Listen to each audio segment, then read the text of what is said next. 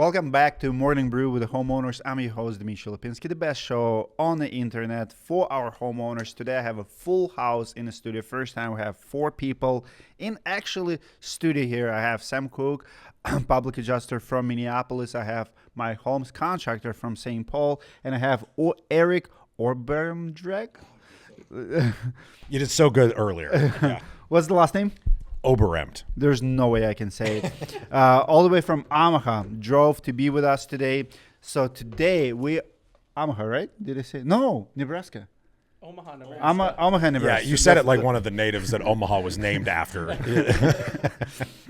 All right, so today's topic, we're talking about DIY roof repair questions and projects. Let's get into it. So we have a first question from Reddit hole. Homeowners asking us, haven't done a lot of research.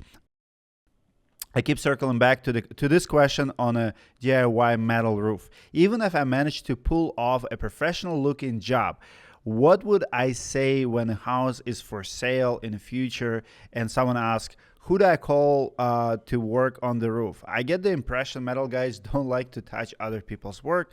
That's actually any contractor. At the same time, if companies don't stick around to honor warranty, someone has to do repairs on roofs other than their own. This has me thinking it's more of a liability than it's worth. Maybe I should just slap some asphalt up there, stop dreaming, and get in line. Looking for some industry thoughts or experience. Is this accurate or I'm being paranoid? I mean, on the topic of repairs, to the repair king. I would say you lie. You tell them, I don't know who the contractor is. No. I mean, in that case scenario, I mean, if you did the roof, I mean, this is just how to talk, how to speak. You don't talk about the things you don't want to talk about. You say the roof, we know that you tell the age of the roof, the quality of the roof. You say that it was done, permits are pulled, and it passed, and you haven't had any issues with the roof, and you keep moving forward. I mean, because you can't change your situation, so you can't make up a contractor. And there's nothing wrong doing it yourself. I mean, if you can pull off professional looking job, also, I'll say this, you'll be surprised how many contractors will do the job and will not pull a permit, or even if they do the job, it does not give you necessarily advantage. Who did your, some guy. Most homeowners don't remember who did the work 5 years ago, and I don't think that question actually comes at the sales. As long as home inspector will pass the inspection and the decent job and the permit was pulled and it's up to the code, that's the only thing you have to worry about. So here's the thing. Most of the time, you don't get a transferable warranty anyway. So there's generally not a workmanship with a company. Yeah. I don't, because I didn't sell the roof and I didn't work for that person.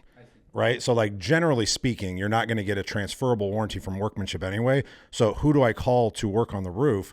Whoever you'd like, because you're going to pay for it if you have to work on it. Right? I mean, at the end of the day, like that's what they're going to have to do. They're not getting a workmanship warranty that's being transferred, generally speaking, right? If the roof was done last year, then sure, right? But if the question is if they do their own repair work. Exactly. But for the most part, I would say this. If you do a decent job, and you're 100% right. Nobody likes to work on someone else's project. You'll always pay premium price. But again, it comes down to the question of how much money you're saving. Because if you did the job of a fraction of the cost, you did a decent job yourself. And I mean, bless your heart, I would not want to do metal roof on my house. I mean, you have to learn an entire trade. Like metal roofs are one of the hardest when it comes to attention to details, cutting tools. It's not an easy project. On my list, this is not a DIY project. I mean, I can do a lot of things, but metal roof is not one of them. And I'm pretty handy. Right. Yeah, I would say that's the next point that I was going to touch on. I was going to say the one caveat to this story is the fact that it's a metal roof. If it's a shingle roof, that's pretty cut. You can do that with your kids, But a metal roof, I mean, one bent seam, a screw went in crooked and it left a hole or a flashing issue, that could be a problem. So if that were my house and say I did that with my buddies or whoever and I was selling a house, I think at some point what I would probably do is I'd probably be proactive and I'd go pay for an inspection either within a roofing company or a home inspector, and I'd have that there for leverage just to answer those issues that I'd say that it was looked over. Yeah. I mean, I've bought a lot of properties and I never once found out who did the roof prior, who did the plumbing. Sometimes the furnace company puts a sticker on and sometimes the garage door company has a sticker there. But everyone else that worked on the house, unless it's a new build, you don't get that information anyway. So I don't think this homeowner, if they do the work on their own, should worry, the buyer's going to be worried that we don't have the contractor's info. you probably don't have the contractor's info for everything else on the house either. So I wouldn't really give it a second thought. It's funny. We have a roofing school where we teach contractors marketing and stuff, and I actually just designed 7 garage stickers, garage labels, because I think if you're the contractor, you're listening to it, watching this, you should leave some kind of mark behind you on the wall in the garage. It's a beautiful place. Like, hey, this will void warranty if anybody works on your project, when it was installed. Like, just like HVAC guys, plumbing guys, fans guys. Fencing, it has the best marketing. They put like those plaques. You always know who did that fence. But as far to your point, I 100% agree. Nobody really cares. Nobody talks about it as long as it's done right. And I think back to Mike's point, like if you're going to do something yourself, let's not do metal. Like that's probably. But even asphalt, do you want to do asphalt? No, you don't. Right? You don't want to do any of it. No, but metal is like very intricate. Like just knowing how to wrap corners. You know what I mean? Like unless it's super easy, but still there's gonna be details. Yeah, there's a lot of detail work. I mean, putting a boot on a metal roof is completely different than putting a boot on an asphalt roof. It's more complicated, and the sealant that you like, just what you have to do to make sure that it's sealed, it's just so much more intricate. Like if you're truly going to go watch a YouTube video and figure out how to put a roof on, let's do an asphalt or something that's a little bit easier. Yeah. I would suggest. From perspective as a roofer, for you guys out there listening, I mean, as a roofer, I've taken the lesson of having my asphalt roofing guys tell me, the guys that we worked with for 10 years, tell me that they could do a metal roof, and they messed up. And they cannot. Yeah, and they will never do it again. Nope. 100%. Asphalt roofing is a specialty roofing trade that us as roofers, have a specific person to touch those roofs. Yep. Here's the biggest lesson in this story for me. If you're the homeowner listening, I want you to try to remember last homeowner's project you've done. It's probably took longer than expected. It doesn't matter what it is. Finishing basement, bathroom remodel, anything that you think is going to be quick and easy. Construction usually takes 5 times longer. I mean, people get divorced over home remodeling projects because everything takes longer. You have to figure out things that, every time I have to fix, I don't know, my dishwasher, it's 5 trips to Home Depot. It's never go as planned. Now, when it comes to roofing, it's the same thing. People super impressed with the roofing crews getting in and out, in a day. And because, when professional works, he'll make it look super easy. Now, the challenge with that, when it comes to roofing, if it takes you longer, if you expose your roof for extra day or two, think about flooding problems. Think about the rain that's coming. I mean, a roofing crew will come in, even in the metal one, 1-2 days, it'll be done. When you attempt to do it yourself, if you allow yourself 2 weeks to figure it out, this is like, the problem is not even your capacity or your skills. The problem is your speed. You have to cover it. If it rains, if wind blows up that tarp, you're done. I mean, now you can have a drywall that is wet, insulation that's wet. And do you have the tools to do it? Yep. Right? Because if the reason you're DIYing it is because you want to save money, right? Do you have the equipment that you need to actually be able to install the product? Or are you going to have to then rent those? Or are you going to buy those and then never use them again? Like, so at the end of the day, the cost ends up kind of offsetting if you figure in the time, that you're talking about, and then what you're going to need to have to be able to do the install. Do you have a dump truck? You're going to rent dumpsters. You're going to do all these other things that we're all just used to doing, right? Being in the business. But there's just a lot more to it in the time. My time's worth a lot. Yeah. Also details, like Details. how many times have you taken? You're roofing down in Omaha, right? Mm-hmm. Yeah. How many times have you guys went to a roof and you've seen that something was overlaid the wrong way so that the water flow wasn't proper, or the flashing? Like those are the small things where people would find issues at. 100%. Yeah. I'm going to sum it up. So pretty much conclusion here, you have 4 roofers who tell you not to do it. But I also give you one scenario. The only time I would attempt to do something like that myself, if I have a solid help with experience, if your uncle, brother, I don't know, like 2 brothers have done it before and they're willing to help and it's a budget thing, there's nothing wrong with it. But make sure you do it as fast as humanly possible. Do not open more roof than you can handle, maybe 1 slope at a time. It is doable. You can do it with a solid help. Maybe you can hire a professional, 1 or 2 guys, and it's a cash job for them.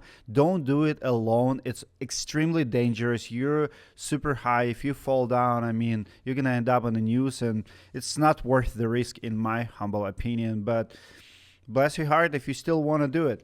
We're going to take a short break. When we come back, we will answer second question about EPDM seal repair. Is it DIY or call a guy job? Don't go anywhere. Contractors love the catch-all because it makes every single one of their roof builds easier and more profitable. Protective netting wraps facade and landscaping to prevent from left-behind nails and damage. Homeowner referrals bring you more jobs, and insurance supplements bring you more profits. But my favorite part, the branding. And we are back. Keep drinking coffees. I actually switched to my electrolytes because I've had way too much coffee already this morning. Hope you guys are doing well out there. Our second story is about, second question is EPDM seal repair question, DIY or call a guy. And I have Mike from Repair King answering it. Well, this homeowner said that their wife noticed a slight drip from the ceiling after a heavy rain, and after going up on the roof, this failed seam looked to be the culprit. As they wondered, is this something that could be cleaned and applied with more sealant themselves?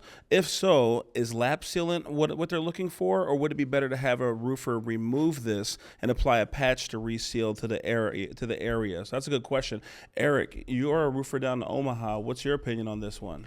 Yeah, I'm pretty passionate about this one. When you're working on low slope, don't do low slope yourself. There's a lot of roofers that don't know how to repair EPDM properly, right? You can't just go up there and slap caulk on it, right? For the homeowners listening, what's low slope? Anything that's flat, like a flat roof. If you have a membrane, an EPDM, a TPO, a mod bit, anything that's got basically no slope to it, it's basically flat or it just barely drains.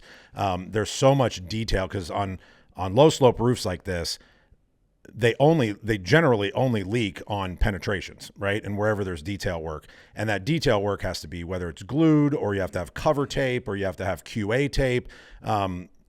It's very, like, you have to be trained to do that right, or it just will continue to fail. To me, this is a situation where you don't necessarily try to do it yourself.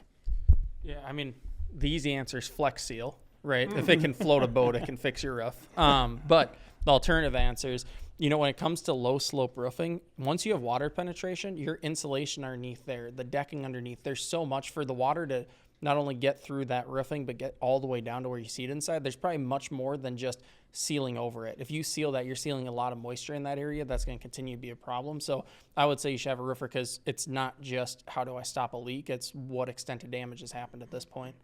I mean, going back to repairs for you, do you see when there is a smaller roof leak, because that's something you deal with a lot, how extensive does the damage end up being on the inside? Well, a lot of times it is interesting because people will have a small leak, and then when you get up on the flat roofs, especially a lot of the black rubber roofs, the EPDM for the roofers, but on the rubber roofs, I mean, you see the patches all over, and the tar roofs, you see the patches, so you see the history of what's going on, and it's so funny sometimes. You can be inside and you'll see this leak, and it's like a pinhole, so it's something so small, so tiny, a lot of times easily overlooked. So the thing about those damages, to answer your question on the interior, is that it can, you don't know what it can be. It could be the insulation. You don't know what it's going through. So if somebody's taking this roof, and if they grab the Flex Seal and they throw whatever kind of sealant up there and they shut us, they could be locking in moisture, and that moisture can't go up, so it will come down. And then that little cheap repair that you might have your buddy who's the do-all fix guy, take care of it, might end up costing you a whole lot more money later.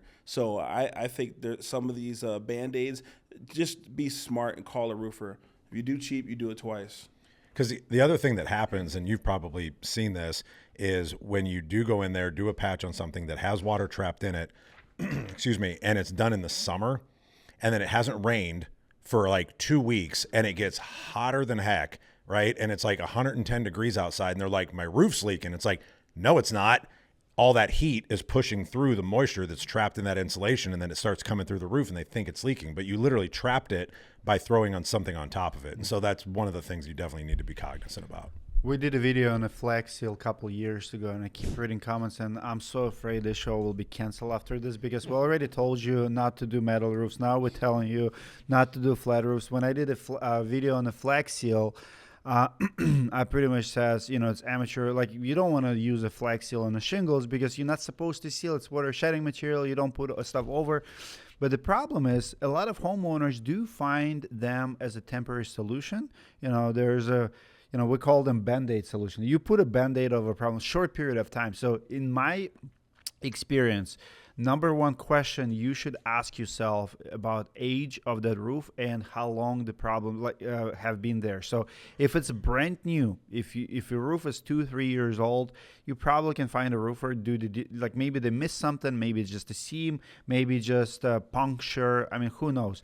But the roof is 10-year plus, and you've seen old stain for years, you can have not only mold but rotted wood, and the dangers of that, you can literally have pounding water there and you can fall through that roof. We've seen it. It's actually one of the most dangerous situation in our business. I mean, think about this. ABC Supply, one of the biggest companies in the world and in our industry, and the founder fell through the roof, right? You go on the roof or do any kind of repairs.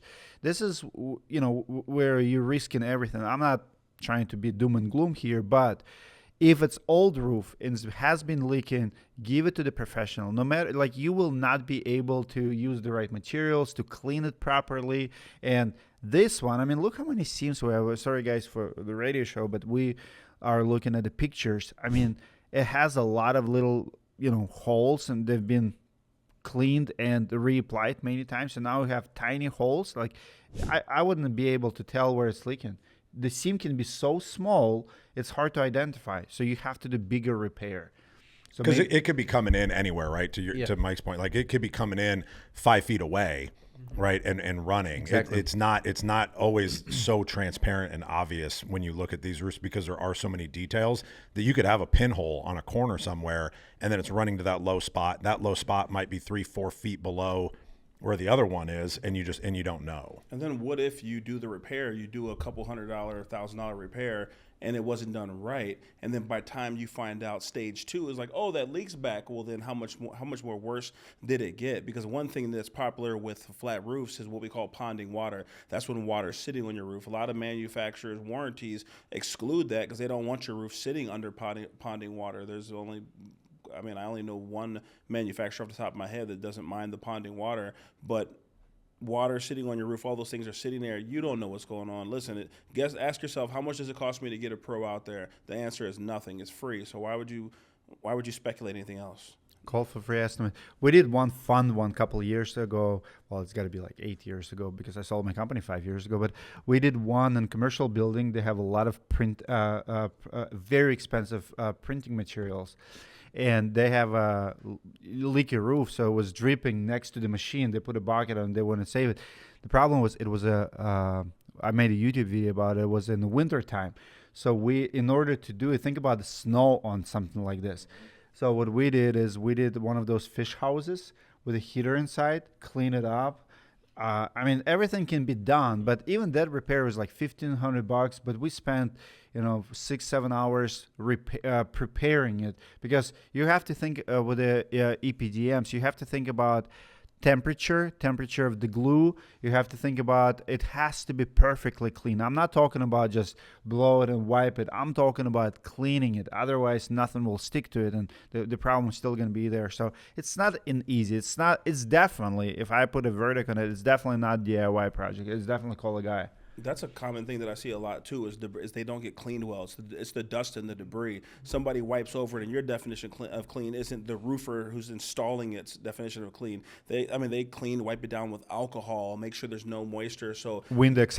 Yeah, that's a really strong. That's a good point. Also, were you going to say something? Yeah. The whole issue with this one is figuring out where the leak is. That seam right there might look like it's leaking, but those pieces are probably, they're fully adhered between them, right? So that's probably not where the leak is. We had a claim on a commercial building a couple months ago, and we ended up discovering there was already an engineer and a contractor who came out and both said, yeah, we're not quite sure where the leak is, but we'd recommend these repairs. We went out, we spent over an hour, found the leak, and it was over 50 feet away from where the water was coming inside, right? And that's after multiple eyes look at. So with this one, it's you could try to fix that, but the chance of you finding the correct spot and sealing it, it might work, but you might also get this false pretense of oh, it's not that bad. Well, then you have 5 small rainstorms, it starts to accumulate, and you create a lot bigger of an issue. Right. So question to you as a public adjuster, if I was a homeowner or a building owner and I had these leaks up there, could I also potentially be covering up evidence for an insurance claim?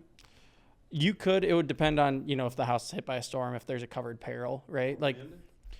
Could be wind. Probably not in this case. Looking at, like, I don't see any direct damage just in these super overview photos, but it's worth having. Like, if you have a contractor out, probably have one that does storm restoration. That's something I always tell people is, like, if you have an exterior leak, have a storm restoration contractor come out, because they're going to be able to look at and tell you, like, if there's any options for you to get paid through a claim before having to go the retail option. I mean, that's always the preferred route. Yeah, that's a strong point too, is that a lot of times people do have their roofer or their handyman, or on these large buildings, their property guy, their maintenance guy, their facilities manager. You see it a lot with property managers. The people that are going out to look at the damage aren't trained to look for things that a storm might get. A guy might say, you fixed something that was evidence that you could have got your whole roof replaced. Well, and a point with that, I mean, I had a commercial production manager that all he knew was how to do repairs, right? And so the commercial production manager, who's like the expert in installing these roofs, I'd let him go out and look at a leak, and then I'd go into company cam or something and go look at photos, and he's like, yeah, well, I told him we could do this, this, and this. And I was like, did you see the wind damage on that corner and the hail that was on that flashing over there and blah, blah, blah? And he's like, well, no, I was just looking to repair the leak. And I'm like, no, this is an opportunity for them to get something else done. And so, like, not even just as a homeowner or a building owner, but like you have to make sure, to your point, that the contractor actually knows how to look for that in case that opportunity is there for them. Right. And also, what about with some manufacturers, if you touch their roof while they're under warranty, is that true that a lot of manufacturers, you can void a warranty by having your handyman do they that? can void it regardless who does it. Yeah, but definitely on low slope. Like low slope is huge on that, right? Like if you know who the manufacturer is that is on your roof before you have somebody come out, if it's not that contractor that did the roof, ask if they're certified with that manufacturer before you have them on it.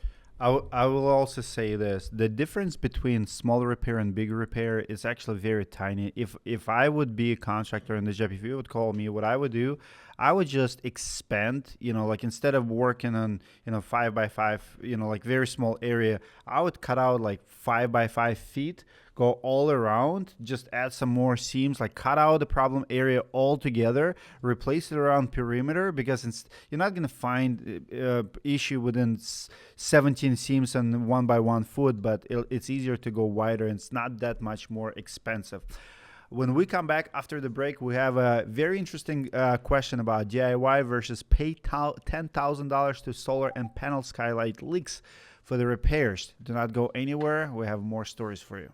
Are you stupid and think you need a new roof? You don't! You just need Go Nano. Really? Your roof has been left battered from years of hail damage, granule loss, and other random threats. That's just Ned. Hey, you tell your dog not to piss on my plants! Don't worry, Ned, he didn't. That was all me. Yeah, I thought it was you, one of your stupid kids! Go Nano uses nanotechnology to strengthen your roof from the inside out, slowing down aging, protecting it from UV rays, granule loss, hail damage, and extends the life by 15 years. Guaranteed. 15 years. It's pretty good. It's longer than any woman's one been willing to stick around with me. Other companies use soybean oil or bio oil and only offer temporary protection. Go Nano protects you at the nanoscale. So you don't have to buy a whole new roof? No! That would cost you thousands. Go Nano can extend the life of your roof for 85% less than a new roof. Well, that would leave me a lot of money for that moat I want to build. Oh no, not a moat. If anyone tried to get to your house, it would very briefly slow them down. Stay on your side of the road. A roof without Go Nano is like a car without seatbelts, or a castle without a moat. Get smart, get Go Nano. And we are back with another question from Reddit: DIY versus pay $10,000 to solar and panel skylight leaks.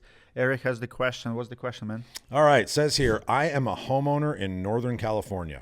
I have presidential style shingles, 25 years old on a 50-year system.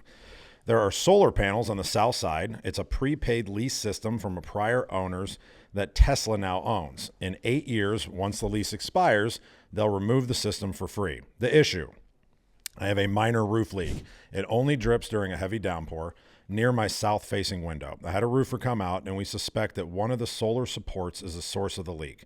A skylight nearby also has cracked old tar, but doesn't seem to be leaking now. Roof quote to fix the leak, $1,600. Reflash and reshingle skylight, $900. Solar removal and reinstallation from a solar company, $6,800, all in close to $10K. I don't think it's unfair, just frustrating. I'm wondering, is it feasible to waterproof the leak around the solar panel in a DIY way until the lease ends? Also curious if simply tarring around the skylight would hold. I mean, I think this is a good repair opportunity, depending on, we don't have pictures, right, to be able to really look at it. But I think that this is, oh, do we? Oh, we do. Oh, look at that. Okay. Yeah. I do have a question. I'll comment Yeah. real quick while we're looking at the pictures here. Sorry, cannot pass them on a radio, but you can watch them on our YouTube channel.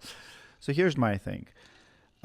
It's one of the worst problems in the industry, especially in California, when it comes to solar and roofing. I visited one job a couple of years ago. One of my roofing contractors told me about it. So we came in, it was like 4 units, residential property, but they were renting units and the roofs were leaking badly. I hate the leasing part of it. So pretty much in California, you lease, you don't own it, which means you cannot touch it. You have a payment, but no rights to repairs, what's not. And in that case, landlord actually lost 2 tenants because the roofs were leaking so bad. And I also will say this, your roof should not leak. I like how the homeowner put it. The issue, I have a minor roof leak. It only drips during a heavy downpour. It should not be dripping. Like dripping in the downpour, it means it's leaking inside the attic pretty badly. And this is very sad for our industry, because those guys who install solar panels should know roofing or work with the roofing companies. There's a better way. This shingle is one of the most expensive shingles you can put. Like, you should not be drilling on top of those shingles. Yeah. This is something I've said on the show many times, is if you're going to get a roof replaced and you're going to get solar, now in this case, the homeowner bought the house this way, but if you are going to get solar and you are going to get roofing, do them through a company that does both. Find a company that does solar and does roofing, so you don't have to be stuck in the middleman of not my fault, back and forth, because you will not win. No one wins in that. The homeowner rarely gets what they're owed in that case. In this case, I mean, tell me if I'm wrong, guys, but you could probably install just a little flashing diverter, 6 inches above this, a foot, 1 or 2 courses above it to direct the water away. It's a Band-Aid, but that would probably resolve most of the issue, wouldn't it? This is definitely why you get it. What you said is right. That's probably ideal. If you get the roofing solar combo, I think that's ideal. But there's a lot of big solar companies out there that are not roofing companies. So the secondary advice would be, have a roofer look at your roof before you put that on. There. We just did that. We did this mayor's St. Paul his window roof and windows, and he said, "Hey, my mom's getting solar. Should she get it looked at?" I went over there, looked at it, double checked it. There was nothing wrong with the roof. I said, go ahead, have the solar people do it, and just to give them peace of mind, because I've seen roofs that should not have solar installed on them, and you just put yourself in a position where now you got to figure out, well, what is it, where did it come from, and what should we do, and how expensive is it to take the solar off? So call the solar company or call a roofer. But Eric, do you know what shingles those are? Oh, are they not presidentials? They look like presidential. Yeah, like presidential. Yeah, they're presidentials. I mean, who knows the brand, but yeah, I mean, yeah. Could be Malarkey, could be OC. It's not Malarkey because they're not sawed straight. No, there's. It's got more of a curve, because I had some Malarkey Windsors on my old house, and my wife really liked them because they're like very cut straight, and they didn't have the little whoop-de-doo on the bottom. It could be OC has some, maybe OC or certainty. It's funny how presidential became like the name, kind of like Kleenex, and like back in the day it was Heritage, right? Everything that was a laminate was Heritage. Yeah, like presidential got that going for them. Sorry to break heart to this homeowner, but you're not gonna get enough savings to pay even for these repairs. That energy bill, like, you're not saving that much, and I hate it because those leases, the one I visited 7 years ago, $90,000. I mean, to pay off $90,000, I mean, we're talking about years, like 10 years, 20 years, 30 years, just not worth it. And now you're passing that liability to the next homeowner, and they have to deal with it. So a roof quote to fix the leak, $1,600 here. A reflashing the re-shingle Skylight, $900. Actually, pretty reasonable pricing.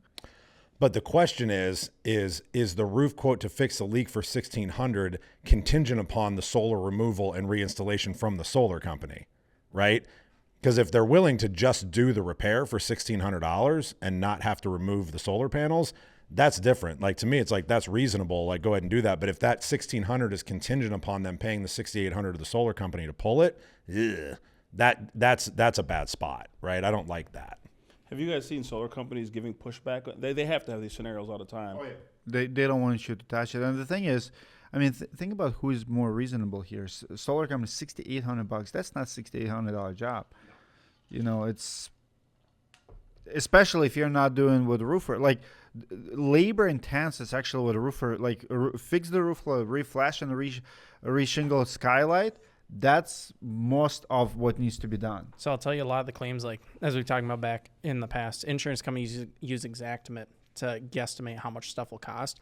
The solar pricing in Xactimate for detach reset has notoriously been 3 or 4 times less than what the actual price is. Every time there's a solar on a roof and the roof gets damaged, we get that bid and it ends up being, I mean, the average is like 10,000. How much? So 10,000? Yeah, normally 10,000. That's like in the Denver market we've seen it the most, where there's a lot of solar panels. But that's what the repairs and the reflashing, right? Yeah, this one, but like most of the ones we're seeing, it's 10,000 just detached. Like this number of solar panels, it's like, I don't know, 8 to 10 grand to detach. So you're saying it's reasonable? I'm saying I'm saying that's the going market rate. I'm not saying it's reasonable, right? Like for solar. Now there's a lot to it. I've talked to independent companies and that's starting to pop up. There's independent companies in Denver that's all they do. Their whole company is just detach and reselling solar panels for roofing companies. So it's like, it's a huge issue, but I mean, you already have a roof to put solar panels on top. I mean, I think everyone here is pretty anti solar panels on top of a roof. Yeah, if that was me, I'd be hot. I would have an attitude. I would say I would be mad that I paid for this solar system and now I got to pay to fix something when the roof didn't leak before your guys touched it.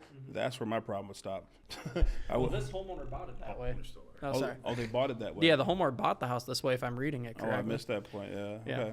Well, and back to what we were talking about earlier, whether or not you have transferable warranties, because a lot of times I'd be curious to know, what does the warranty from the solar company look like, right? Because a lot of times they're going to have some type of a leak guarantee, or they have, if they're not a roofing company inside of a solar company, they've got a partnership with somebody that they allow to work on things. So it's worth having a conversation with the solar company to find out. This one's now Tesla, which I think we've covered some stories on recently. Yeah. Or a little while back. And I'm also reading that in 8 years, once the lease expires, they'll remove the system. But if it's dripping when it pours rain, I mean, it's California. That's the fun part. It never rains in California, like at least in many areas, right? But when it rains, it pours. Like when it rains, it drips. Mm-hmm. So like, I hate it. I hate it with a passion. If that would be like in Seattle, I mean, like get a house, remove it. What would you like? And see, that's the problem. You don't have an option just to remove it because you don't own it. That's terrible. Yeah, like you can't be like, oh, I don't like it anymore. You can remove it because you're leasing it. Like you have to keep making payments. Yeah, I don't know how. Yeah, what if you want to get rid of it? You can't. You can't get rid of it? Yeah, because you it's just like, you know, if you lease the car, you can't just like, okay, I don't want to have it anymore. You can, but you have to pay it off. Right. Yeah. Which is big bill. That's a really, like I'm not buying that house. Yeah. And that's the big problem, because when Yeah. you buy it, like your lease or your solar cost or like finance, like if previous homeowner did not pay off the loan for the solar or for the roof, any financing on the house, it passes to the new owner. Because generally that financing isn't tied to the house. Is that correct? Yes, correct. So they don't have so to. So it's unsecured financing for the solar. You're doing 2 bills. You're getting 2 bills. And it gets passed on to the next person? Yes. Well, only if it's a lease, not if it's a loan. I don't remember. Because if it's how a it loan works. in their name, Well, if it's a loan, they pay it off at the closing. at the closing, right? But if it's a lease, it passes on. But I've seen a lot of stories like these where you go in and you have to disclose it before, like, and they have to take over.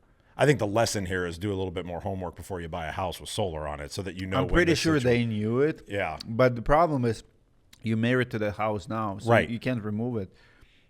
That's a really bad deal. I don't like that. And that's one more reason why we hate solar. Yeah, I really don't like solar. Yeah. Yeah. Do you, in Omaha, is it popular at all? Like, is it? There's no incentive. Power's cheap. Power's cheap in Omaha. We don't have to worry about it. Like it just. Why is it cheap in Omaha? And they don't have the rebates. They don't have the net metering like the other states have, you know. So like now Texas is different, right? In our Texas market, we run into a lot of solar down there. But in Omaha, there's like literally maybe 1 or 2 people that are doing solar. I mean, and you rarely see it anywhere. It just doesn't make a lot of sense. The best person the person that benefits the most from solar is the sales rep that sold it. Everyone else gets screwed along the way. It's true. And unfortunately, that's what makes the industry is extremely dishonest, because if you talk about incentive, that salesperson also, there's two people who make really good money. It's finance company, because there's a lot of like underwriting fees, and there's a lot of bills. You literally oftentimes buying $30,000 product for like 80 grand, because by the time you do dealer fees, finance fees, sales rep gets his commission, you pay for the rest of the. I was shocked when I found out what the dealer fees were on solar. Like I was floored. 20-30% sometimes, like a minimum. Yeah, minimum. Like we're used to dealer fees with roof financing and stuff, but like they're reasonable, right? Like they're reasonable. But when I found out the numbers on that, I was shocked. Yeah, crazy. Well, if you can stay away from solar, stay away. If you have to get it, do your homework. Maybe reach out to us and we'll guide you and give you a few tips. We have one more segment today, few more questions from homeowners. Do not go anywhere. We'll talk about chimney leaks and roof maintenance, what actually works. Don't go anywhere. Hey, do you have a marketing agency that you actually trust? Hook Agency has been working in the roofing industry for over 10 years. We have over 100 clients. We really care about this industry. We want to be of service to you. So check us out at hookagency.com. We're custom, consistent, and transparent. And we help roofers get more leads consistently. We know it works. We've made all the mistakes, and we're ready to help you and your company grow. Check us out at hookagency.com and get started today. And we are back for the last segment today. Two more questions. First one is about chimney leaks. By the way, chimney is the most common area your roof is going to leak. If anywhere, it's a chimney. And anybody can install shingles, but not everyone can do the chimneys properly, the flashing that goes into it. Sam, what's the question? Yeah, chimneys definitely second most common to solar panels. All right, so this Reddit user posted, we recently bought a house with a leaking roof. After inspections, we found a leak around the chimney region. We talked to one general contractor who quoted us $2,000 to seal off this leak. Is this price reasonable in California? I wonder if we could buy roof sealant from Home Depot and seal it ourselves. As first-time homeowners, we'd appreciate any advice. DIY. Well, first of all, why we're doing quotes from GC. GC is going to hire a roofer. I would go to roofer. Wait, can you, when I got in this industry, I found out most homeowners don't understand that. Can you explain that a little more, like how a general contractor? Yeah, general contractors pretty much, you hire a general contractor to build a house, build a addition, finish your basement. It's someone who manages 4 or 5 trades. That's the only time you call GC. For everything else, you do specialty trade. Like you need gutters, call a gutter guy near me, or go to directory.com and find a gutter guy, a roofing guy, like whatever, like a roofer near me. You want a specialty trade professional. You don't want a GC, because GC, all they do is, I mean, not like we need GC, like, you know, a lot of roofing companies actually GCs, but what you want is you want someone who hold the license, and you know, GC is going to put a markup. And even like the way it works in the business, a roofing contractor will use a sub, GC will use a roofing contractor who uses a sub. So you have two people, 3 people to do the job. It's interesting though too. That's a good point to bring up, because for example, in Florida, you can have a roofing license, but you cannot be a GC. And GCs can put on a new construction roof, but they cannot redo a roof. So the point is, depending on the licensing, I think you can do a lot. I mean, if you GC, you can do almost anything. Like if you like have to sub it out in Florida. Yeah. And then because we've had guys who had GCs that came and asked us to do their re-roofing for them, and I thought it was the craziest thing. But the point is to have somebody who specializes in that. And you were going to say something, Eric? No, I was listening to you. Oh, okay. He was listening attentively. Yeah, I like to listen and talk. That never happens. I put my chest up. No, but yeah, in this case scenario, yeah, if you're getting a GC, I mean, there's not a problem. I'm not a fan of getting like a whole bunch of estimates, but with my perspective, when I see a GC, I'm probably looking to see what do you focus on. You could be a cook, but do I want you on the grill? Or you could be a cook. Do I want you baking my birthday cake because you're a cook? I might want a baker. But to the question of is the number fair, right? Like that's the question. Is $2,000 like hard to tell because we don't know exactly what they're doing. But if they're saying to seal off the leak, Is there photos? Yeah. Oh, old radio photos. Oh. Yeah. I mean, if they're just going to seal it up, like, no, that's probably not reasonable. You probably have too many layers, right? For $2,000, I would expect them to reflash years it. of warranty. Yeah. I would do the whole thing. It should give you 5 to 10 year warranty that you don't have to. I mean, if I pay $2,000, I don't want to look at that for next 10 years, 5 years, whatever. Yeah, if this is $2,000 just to seal, you're probably getting overcharged. Now, if it's $2,000 and they're cutting in and they're changing seals and flashing and they're doing a thorough job, if they're cutting in and putting in a new flashing for $2,000, then that makes sense, right? Yeah. And then you're not going to have to touch it forever, yeah, right? But if they're just painting, right? Yeah, if they're just sealing it up with some caulk, then yeah, $2,000's a little steep. yeah. Yeah, I mean, that's kind of what I was going to say. And a common thing we see, at least in the Minnesota area, is crickets, right? A lot of houses didn't have crickets. It's a newer code.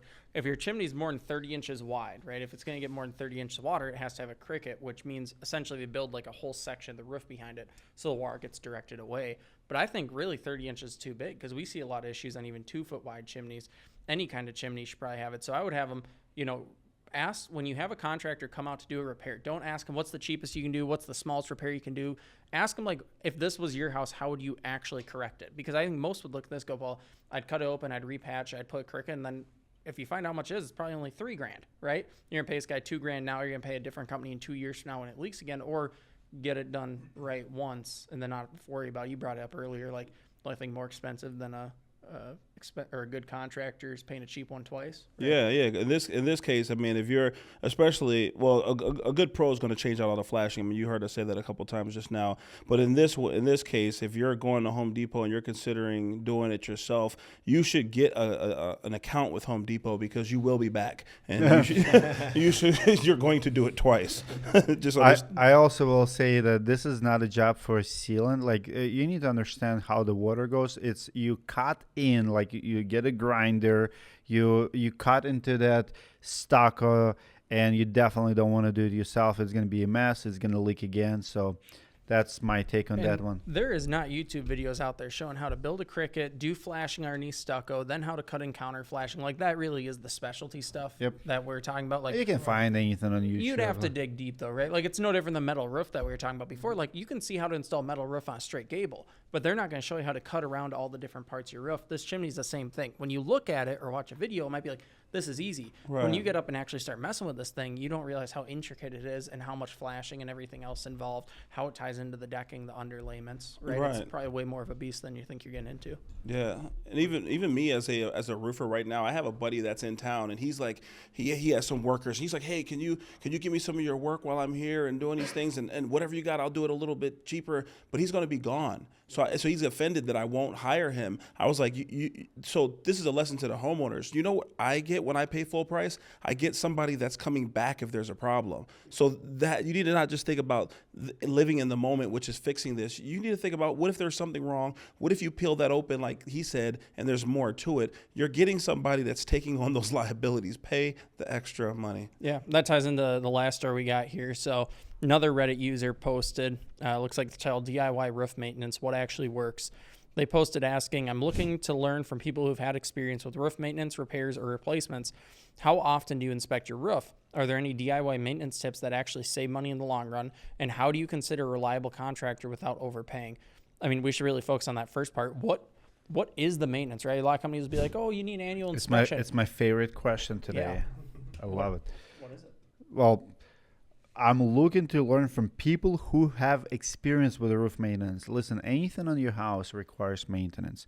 If you leave your house for 10, 15 years, you're going to have trees growing out of it. Like from your gutters, you're going to have birds probably. I have this property right here. We have birds doing nets because it was neglected by previous owners. So you're supposed to, as a homeowner, it's your job to check on caulks, like around the windows and stuff. There's a lot of minor stuff, so there's no such a thing as a lifetime warranty. I mean, you live anything for 50 years, you come back. I mean, you go to any island, like any abandoned property, you'll see what's happening. And this is your job. This is not your contractor's job. Unfortunately, we don't educate homeowners. We sell this dream, like install once and for all and don't deal with it. And there's a lot of products, and they they just don't last that long. So you have to keep checking. So if you think about it, you don't go buy an air conditioner and then let it sit there for 15 years and the warranty just lasts as long if you don't maintain it, right?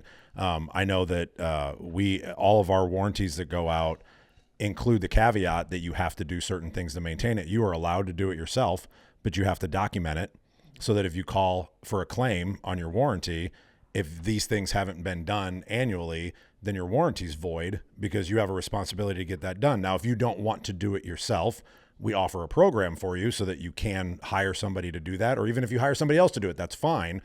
Just make sure it's documented, right? You have to have things looked at. There's not as many parts and pieces on a house roof that there is maybe on a commercial building with all the details like we were talking about in the earlier segment. But there are certain things you need to be looking at, whether it's pipe jacks or it's cleaning your gutters out or it's checking around those skylight flashings, from the previous client. There's a lot of different things that just need to be checked. And they might not go bad for 5 years, 8 years, 10 years, right? But if you're ahead of it, think about the money that you will save just by having somebody look at it and touching it up if you have some type of a maintenance program. I want to add this thing right here. Most people should not be going, like there should be no traffic every year on your roof, right? Like stay away. The only thing I'll add to it is watch for the trees around. The trees, like if they're close by, that's the biggest danger because with the wind, they just brushed, granule loss. That's the only thing. If you don't have any big trees next to the house, like, when we drive around and you see the house, I'm like, what are they thinking? Like it's literally touching it right now. So like any big wind, that's the biggest threat to your roof. I mean, hail and wind and trees around. But if solar panels. And solar, good one. But how do you choose a reliable contractor without overpaying? Today, industry is changing. You have, you can send me quotes. We'll review them for you. Director does that service. But, you can Google your address and you can ask people. Like you can ask ChatGPT how much my roof should cost. You have so many calculators out there. It might not be very accurate, but just like appraising your car, that 2016 Camry goes for $8,000 to $12,000. ChatGPT or Google will give you the close quote how much. Really quick, I would say to homeowners, something really quick that anybody can do aside from hiring a professional, which is my number one choice, perimeters and penetrations. Check around the perimeter of anything. Anywhere where something's poking out is a penetration. Check that and accessories and clean your gutters. Awesome.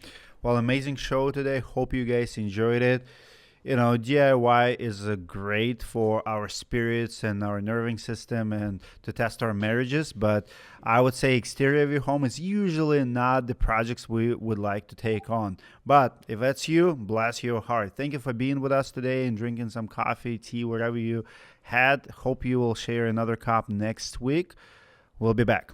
Contractors love the catch-all because it makes every single one of their roof builds easier and more profitable. Protective netting wraps facade and landscaping to prevent from left-behind nails and damage. Homeowner referrals bring you more jobs, and insurance supplements bring you more profits. But my favorite part, the branding.